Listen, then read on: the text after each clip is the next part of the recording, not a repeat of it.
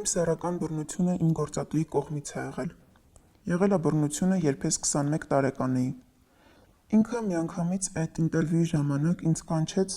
ասեց մի հատ կգաս մոտիկ ու կպավ ինձ։ Ոչ սեռական առումով, բայց սենց կպավ ինձ ու ես մտածում եմ, որ ես շատ ավելի ուշ սկսեցի մտածել, որ անգամ առաջին հանդիպումից սկսած ինքը խախտել է իմ սահմանները։ Իմ ուղեղը անջատված էր այդ ամբողջ ընթացքում, ու ես շատ երկար ժամանակ այս պատմությունը ոչ մեկին չեմ պատմել,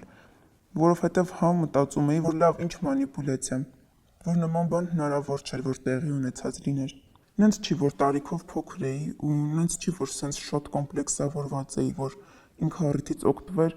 ու ես երբ իմ հոգեբանի հետ խոսեցի վերջապես այս պատմության մասին, քննարկեցի այս մասը,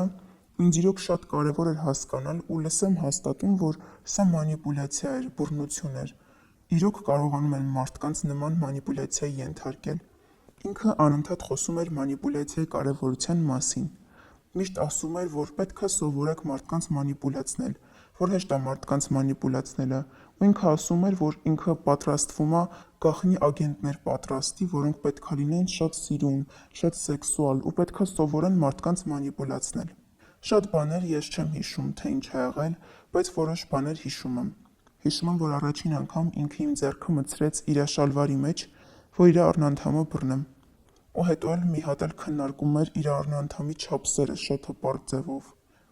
Ես շատ երկար ժամանակ մտածում էի, կարող է ինձ հետաքրքիր էր, կամ ես ինչ-որ բան ուզում էի, բայց այդ իմ ընդհանուր վիճակը, այդ ժամանակ դեբիլացման վիճակը ինձ ստիպում է մտածել, որ իրոք ինքը ինձ մանիպուլյացիայի է ենթարկել։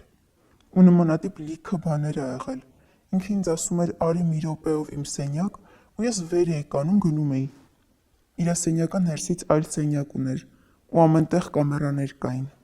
Շատ մութ ու փոքր սենյակ էր ներսի սենյակը։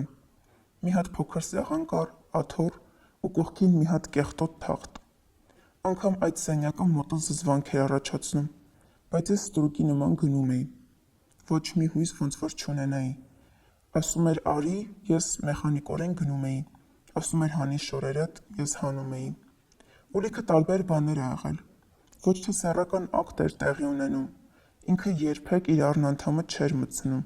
երևի որովհետև գիտեր, որ ես կույս եմ ու ցանկացած ապացույցից ինքը շատ լավ զգուշանում էր։ Առնանդամը հեշտոցի վրայով էր անում, չէր մտցնում ու ինքը ամեն անգամ պրծնում էր։ Ու ես ոչ մի բան չէի զգում, ոչ մի հաճույք երբեք չէի ստանում։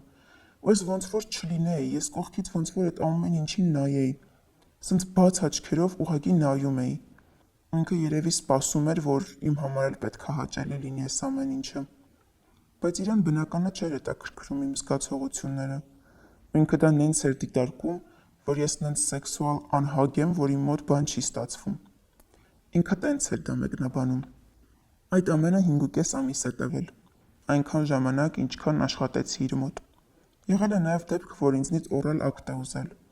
Այդ ժամանակ ինձ մոտ նենց տպավորություն էր, որ ինձ այդ ամեն ինչը հետաքրքիր է, բայց ամբողջ ընթացքում ես սրտխառնոց ունեի։ Իրենից մի հատ հոտ էր գալիս, որը ես մինչ օրս չգիտեմ ինչ օծանելիքի կամ այլ բանի հոտ էր։ Բայց մինչ օրս, երբ արդեն անցել է 16 տարի, ես հանկարծ որևէ տեղում զգում եմ այդ հոտը, անմիջապես ուժեղ սրտխառնոց եմ սկսում ինձ մոտ զգալ։ Անգամ այդ ժամանակ եւ դրանից հետո օրգանիզմս արձագանքել է կատարվածին ոնց որ բռնություն, բայց ես դա չեմ գիտակցել։ Հետո իմացա, որ էլի են եղել աղջիկներ։ Շատ մեծ ցանկություն ունեի գտնելու նրանց, միասին դատապարտելու նրան, բայց սենց բաների մասին, որ լինում են մեր կյանքում, մենք լուռ ենք ու իրար չենք տեսնում ու չենք ճանաչում։